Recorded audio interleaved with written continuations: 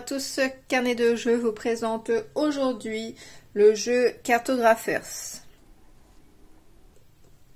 Donc Cartographers, c'est un jeu de Intrafins Games pour 1 à 100 joueurs à partir de 10 ans et pour des parties de 30 à environ 45 minutes.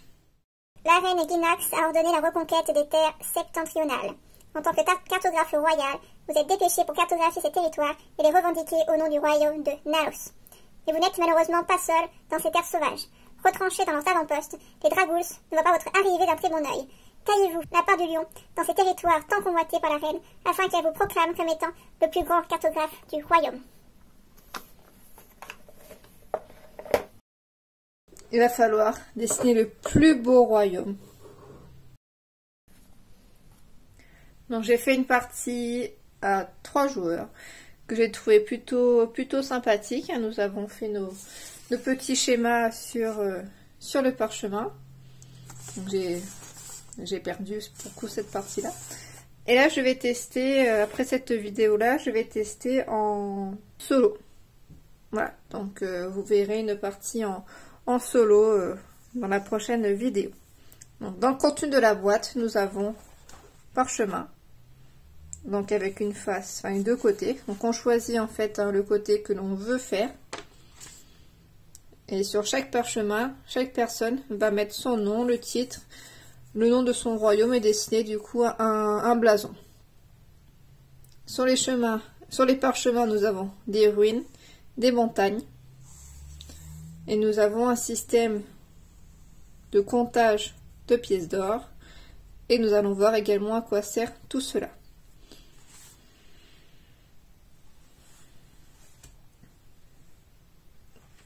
Dans la boîte, nous avons également 4 stylos et différentes cartes.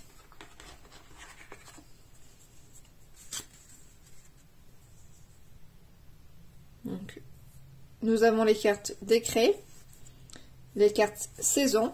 Donc il y a toutes les 4 décrets A, B, C, D. 4 saisons, donc été, printemps, hiver et automne. Nous avons les cartes décompte.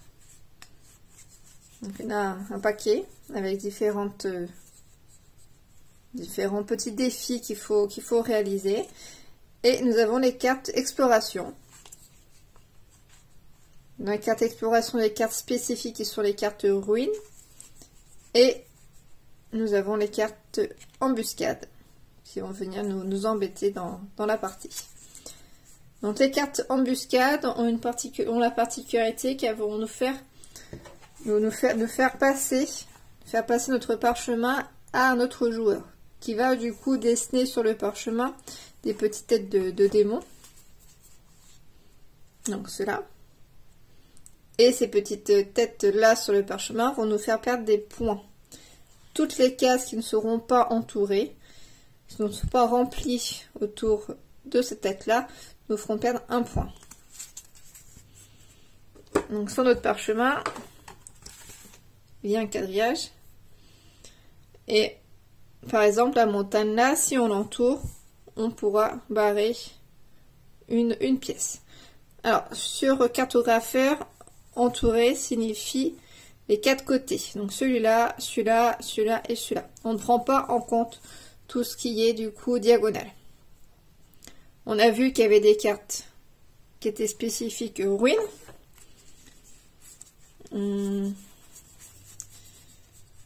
Hop, cette carte-là, par exemple, cette carte-là, quand on tombe dessus, on aura l'obligation de recouvrir une case ruine. Si on n'a plus de case ruine, on pourra seulement recouvrir une seule case de notre choix. Voilà. Pareil, si selon la forme que l'on doit faire, on n'est pas en capacité de le faire, on doit du coup recouvrir une seule case du motif de notre choix. Donc par rapport aux différents motifs, différents types de terrain, il y a cela. Il y a la forêt, le village, la ferme, le lac, les monstres et du coup les montagnes que l'on a sur nos parchemins de base. Donc pour avoir testé, je trouve que les crayons de couleur seraient les bienvenus. Parce que c'est pas forcément évident de se repérer. Donc petite présentation du livret de règles. Qui est court, c'est bien. Donc il nous fait une petite phase d'introduction. La présentation du matériel, donc les différentes cartes que l'on a vues. La mise en place du jeu, que l'on va voir du coup tout à l'heure. Le déroulement de la partie. Alors il est simple à comprendre, hein. J'ai pas eu de difficulté pour le coup à comprendre le livret de règles. J'ai trouvé qu'il était bien clair. Je trouvais que c'était très très bien. Donc les différentes saisons et du coup le comptage des points et la présentation des différentes cartes que l'on peut avoir.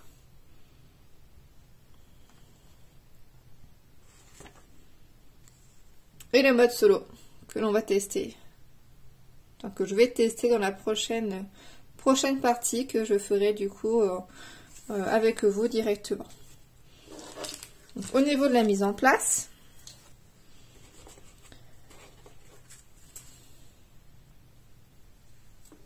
Donc, pour la mise en place, donc chaque joueur va prendre un parchemin. Chaque joueur va prendre un stylo. Donc je conseille des crayons de couleur.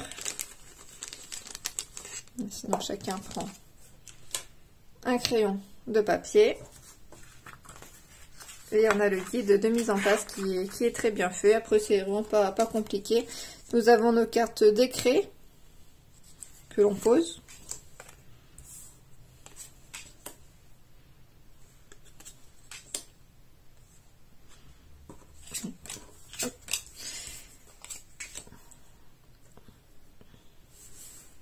Nous avons nos cartes d'écrit, nous avons nos différentes saisons. On commence par le printemps,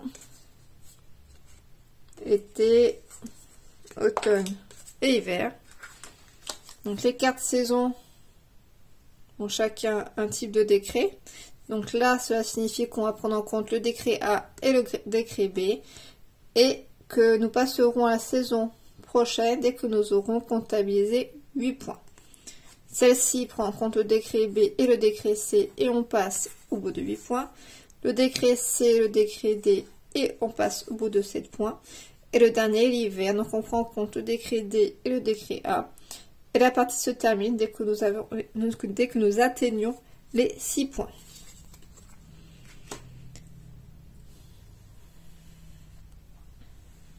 Hop.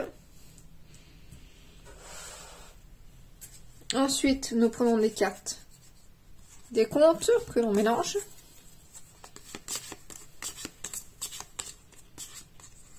Je crois qu'on mélange pas comme ça. Je crois, voilà, on les sépare selon le dos.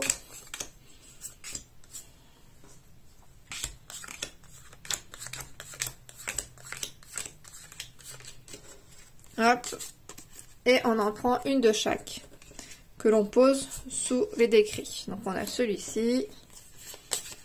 Donc là c'est aléatoire, hein, on pose sous n'importe quel décret.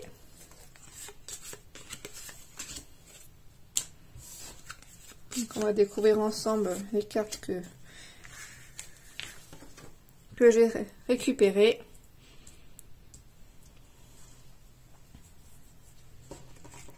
Et ensuite nous avons la carte exploration que nous mélangeons.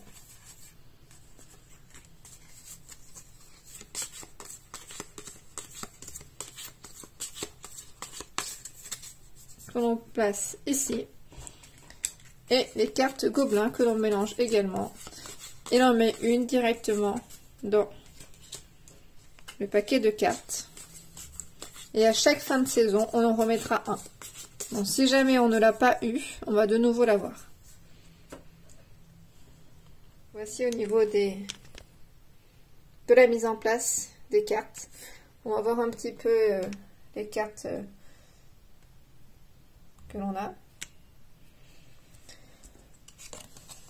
Donc, grande cité. Donc, là, on a, par rapport aux différents types de terrain, donc, on a, ça va concerner le village. Et sur chaque carte, on a l'explication. Gagner une étoile de réputation pour chaque case village dans la plus grande région de village qui n'est pas adjacente à une case montagne. L'ensemble des cases qui ont le même type de terrain qui sont adjacentes forment du coup une région. Donc là, pour chaque case village dans la même région, dans la plus grande de nos régions, on gagne 1 point par case. Par contre, il ne faut pas que ça soit adjacente à une montagne. Si c'est adjacent à une montagne, ça ne fonctionne pas.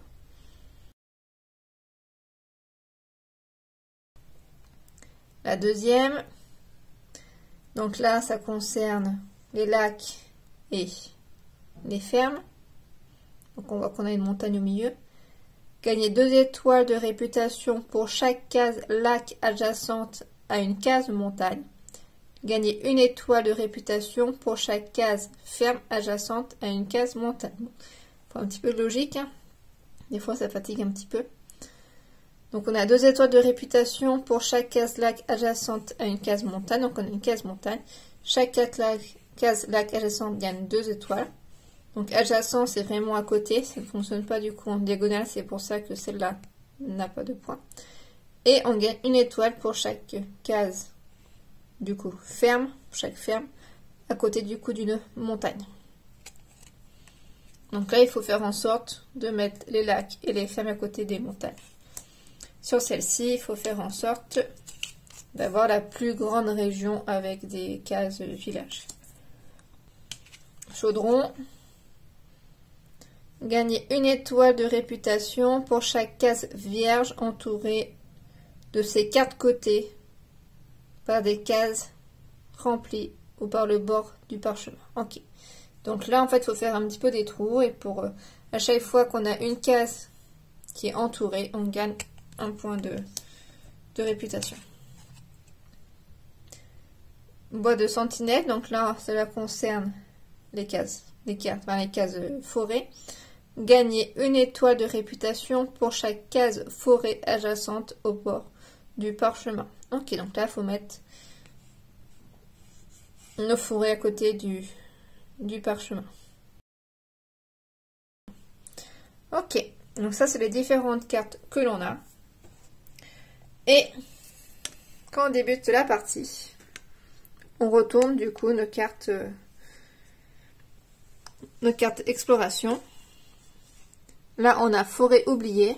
Donc, chaque joueur doit dessiner, soit il choisit ce schéma-là, et du coup, il pourrait gagner 1 pièce d'or, soit il prend du coup ce schéma-là. Donc, les pièces d'or, quand on les gagne, par exemple, si je choisis ce schéma, je coche tout de suite sur mon parchemin, du coup, 1 pièce d'or. Dès que j'entoure une montagne, je coche 1 pièce d'or. Celui-là rapporte 1 point, le temps passe d'un. Donc une fois qu'on l'a fait, on le pose. Et cela signifie qu'il nous reste du coup 7 temps pour terminer du coup le printemps et passer ensuite à l'été. Donc une fois qu'on l'a fait, après on retourne l'autre carte et ainsi de suite, on continue, on continue. Si on tombe sur une ruine, donc là par exemple j'ai une carte ruine, je la retourne, et cela signifie que le hameau, je dois le dessiner sur une ruine. Donc je choisis le schéma que je veux faire. Si je prends celui-ci, je gagne 1 pièce d'or, et si je prends celui-ci, je ne gagne pas, mais ça me permet de remplir plus de cases. Donc là, je vais pas compter, on est 1, 2, 3, 4, on est à 5 points pour l'instant.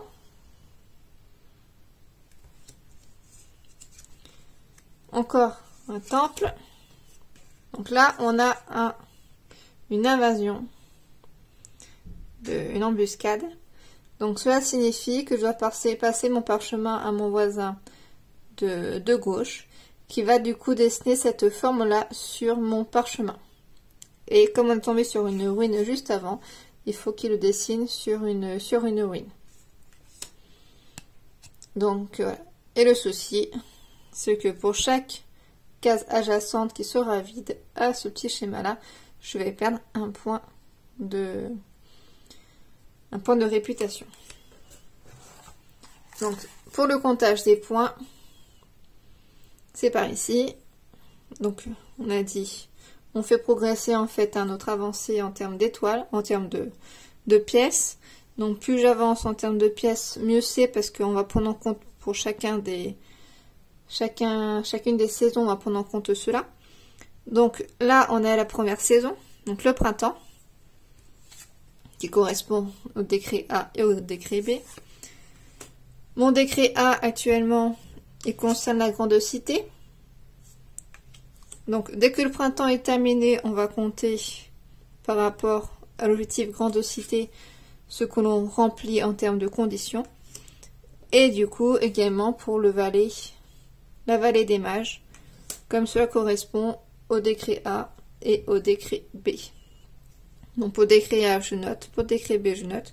Le nombre de pièces qui est indiqué ici, je note. Et ça, c'est la case monstre.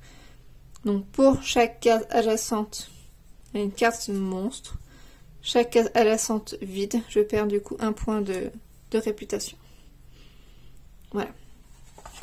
Donc, une fois que le printemps est terminé, donc là, j'en suis à combien?